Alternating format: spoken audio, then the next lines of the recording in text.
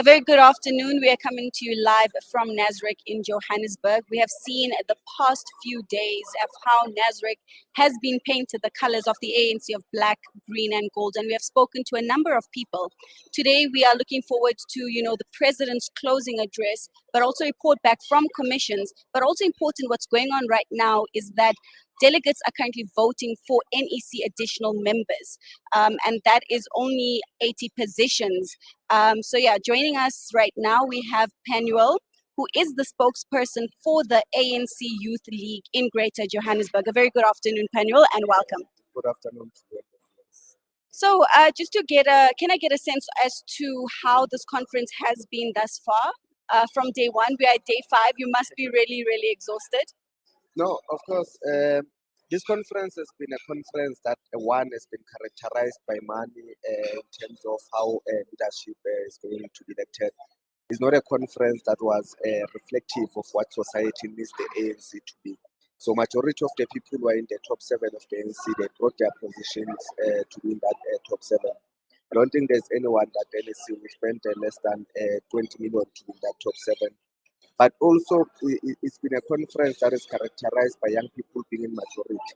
But young people being in majority decided to elect all people that have been killing the ANC so that they can enter and continue killing the ANC.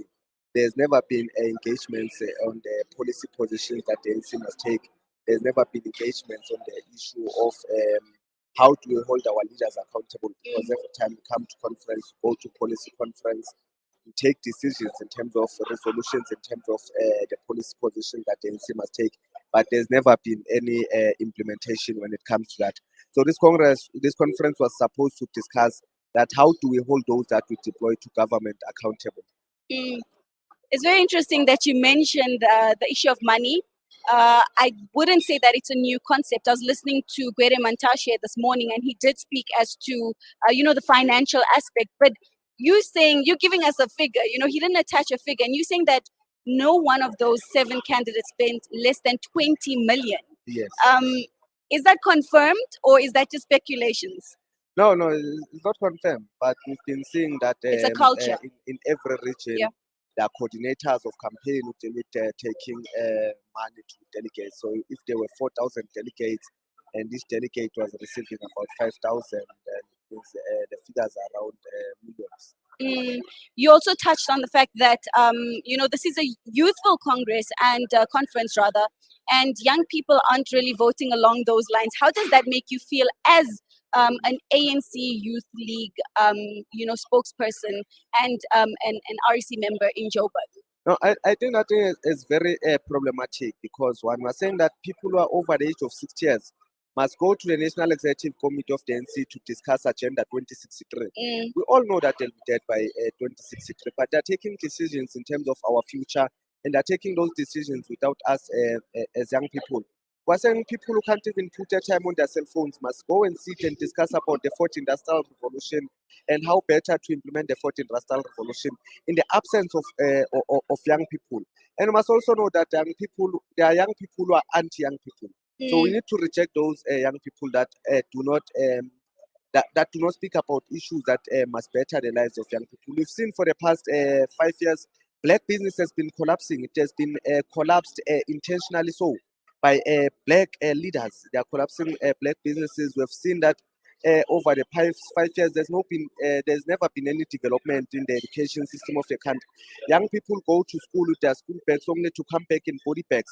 Schools are supposed to be the safest areas, but the government has not been focusing on how to ensure that the schools are safe. There are a number of issues. Load shedding is at its highest, business suffering, people who are relying on medication that requires electricity are suffering. Hospitals do not afford to continue paying for diesel for their generators. So the country has been collapsed. And we want to say, if we agree that there's been 9 wasted years, we must also agree that 5 years must also form part of that 9 wasted years. In fact, we've had 13 wasted years that has been wasted by the ANC.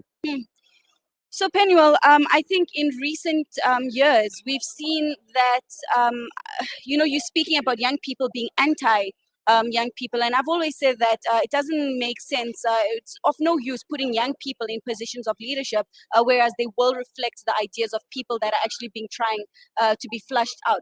But for the past couple of years, we've seen an ANC Youth League task team in place. And the ANC Youth League has failed to go to Congress or to conference to elect its new leadership. What's your take on that? Because, and also in the same breath, would you attribute, I don't want to say failures, but the bumpy ride of the ANC to the absence of an ANC Youth League? Look, the ANC Youth League has been dead for the past decade, and it's intentional. It's the intentions of the ANC that we do not have the ANC Youth League that is being alive. Because if we had an active Youth League that was elected by branches of the ANC Youth League, the ANC Youth League was going to be able to hold the leadership of the ANC accountable on many issues. So the leadership of the ANC does not want to be held to account for anything. That's why they've made sure that the Women's League, the ANC Youth League is disbanded. The ANC Youth League never goes to conference. And just now, the ANC Women's League was, NEC was dissolved. The structures of the ANC Women's League were dissolved. And there was no reason for that. It was purely because the leadership of the ANC, they wanted to put their own people in the structures of the ANC Women's League. They want to keep their people in the structures of the ANC Youth League so that they continue dictating to young people, so that they continue dictating to young women what must happen. So over the 5 years, we've seen an ANC Youth League National Executive, ANC National Executive Committee rather, that does not want to be held to account on anything. That's why we don't have the Women's League, we don't have the ANC Youth League. But majority of the things were not going to happen if we had an ANC Youth League National Executive Committee that was elected by branches of the ANC. Yes. Speaking about accountability, we saw that going into this conference, the ANC Youth League task team threw their weight behind Dr. Zweli Mkhize. But we have an ANC convener. We've seen her, openly express her support for Cyril Ramaphosa, and she did mention in the past few days that that is who she voted with. What does that then? What then happens in terms of accountability? Because the ANC Youth League had moved in a certain particular direction, and now we're seeing an opposite direction. What's your take on that? No, I think the proper direction would have been that the ANC Youth League, if it was alive, was supposed to go to a National General Council. And that National General Council, the ANC Youth League was going to decide in terms of which leadership, who to support and who to pronounce as structures of the ANC Youth League. So that NYTT decision was not binding to anyone. But because the convener was forming part of that structure that said and resolved, then she was supposed to rally behind what has been decided in that meeting. But since we never went to an NGC to decide on anything, we can't really say that it was a position of the ANC Youth League. I see. We've been told that this is a very youthful conference. We're discussing issues of young people. What is your take on young people's presence within the NEC of the ANC as it currently stands? I mean, we've seen the top 7 elections. I don't know, Fikile Mbalula is being referred to as a young person. I don't know what's the age limit on this young person thing. But what's your take of youth being present in the ANC NEC, and especially the fact that young people are predominantly here in this conference? I agree as young people that Comrade Mbalula is a former president of the ANC Youth League, is a former Secretary General of the ANC Youth League, and is going to do well as the Secretary General of the ANC. But it's not correct to want to define him as a young person, because he's not a young person. So when we're referring to young people, we're referring to people who understand our issues as young people. And most of those people must be under the age of 35, because that's the age limit of the ANC Youth League. So we can't put 50-year-olds and expect them to be addressed as young people, because they do not understand the struggle of our generation. They do not understand the issues that we are facing in universities. Young people are sleeping in toilets because they do not have access to accommodation. The ANC is speaking about access to education. We have been saying we're calling for a free, quality, decolonized education system. And in the last conference, free tertiary education was declared that they will have free quality education. But young people are still being failed by NSFAS. So we're saying we don't want NSFAS anymore. We want higher education to be free. So those people that are there are not going to be able to address those issues because they're old people. It means in this time we're going to see an LG Mutsecha coming back as a Minister of Education, We're going to see a blatant Zimande coming back as a Minister of Higher Education. We're going to see a number of them. We're going to see Pravin Gordhan coming back to lead public entities. And we know that they're mandated to make sure that they sell those private entities so that they can enrich themselves and enrich their families, because they do not care about anything, because they know that they're dying in the next 10 years. So they're destroying the country intentionally. So I hear you, and yeah, a lot of things that you touched on, one or majority of the youth would resonate with. Just very quickly, because we do understand that voting is underway for the additional members of the NEC. I'm not sure if it's safe to ask you, who do you have your eyes set on, or who will you be putting across next to?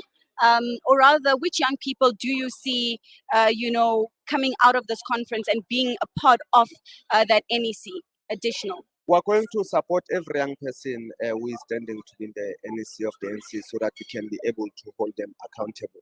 So I'm not specific on which young people, but anyone who's under the age of 35 who's standing to be in the NEC, we're going to support them, and we're going to be able to hold them accountable as young people when they've entered there, because we want to have a representation in that NEC. We want to have people under the age of 35 discussing Agenda 2063. We want to have countries are already speaking about the fifth industrial revolution, and in South Africa we expect Mutsecha to be discussing about it. So we are going to be supporting every young person who's standing.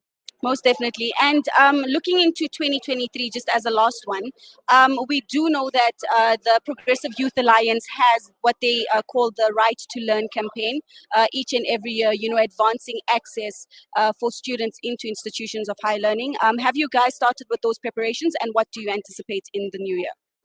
Okay, so for 2063, we want to make sure that every young person has access to institutions of learning. So we're going to continue to hold the current leadership accountable, even as much as people that we have not been supporting emerge, because we believe that they're anti-young people, they're anti-black, majority of them. So we're going to continue to hold them accountable. We're saying a greater part of young people must have access to higher education.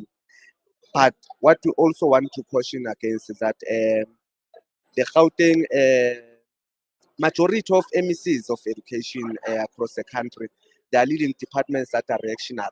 They go and address assemblies every time there's been a learner who has been killed. They go to address assemblies every time there's been a learner who has been raped in school. So in this conference, we're sponsoring a motion that schools must be declared a national key point. And we're calling on all delegates to agree with us on the resolution of declaring schools as a national key point, so that they get enough security that they must have, because schools must be the safest place. So young people cannot continue going to school only to come back in body bags. Thank you very much for that. That was Penuel Maduna, who is the ANC Youth League spokesperson in Greater Johannesburg, and you will see he's not mincing his words. And the advocacy for young people continues. He's been calling on accountability. We've also seen very interesting as to how he's saying that they are now looking to, or rather lobbying as well, for schools to be declared a national key point to ensure that there is safety for all learners and all students across the country. That is Penuel Maduna. We will be keeping an eye out onto the happenings happening here at Nasrec. Do stay tuned.